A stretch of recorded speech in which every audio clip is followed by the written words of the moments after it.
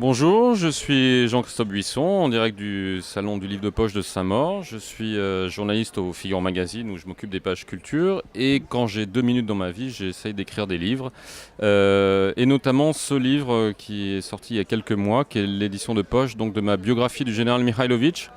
qui est un officier de l'armée serbe qui, en 1941, lorsque la Yougoslavie était envahie par les Allemands, par les armées du Troisième Reich, a décidé de résister et donc a organisé la première guérilla militaire anti-nazie dans toute l'Europe occupée, ce qui est un exploit. À l'époque, évidemment, la France est occupée, la moitié de l'Europe est sous le joug nazi. La guerre en Yougoslavie, comme on le sait, a été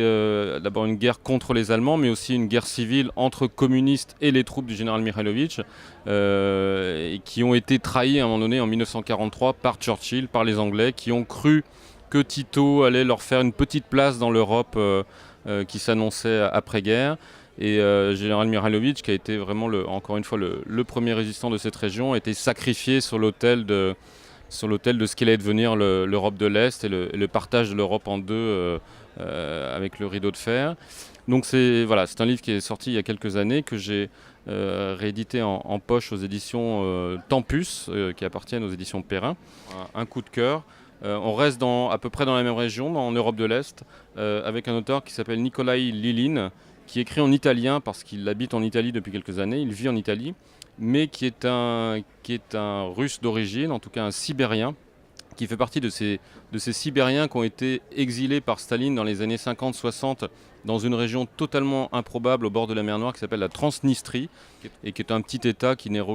s'est proclamé indépendant, mais qui n'est indépendant que pour lui-même, et qui est grosso modo composé de mafieux, de putes et de gens corrompus. Et Nikolai Lilin a fait partie de cette mafia locale à laquelle on appartient en assassinant sa première victime autour de 12-13 ans, ce qui était son cas. Et il raconte un petit peu cette jeunesse euh,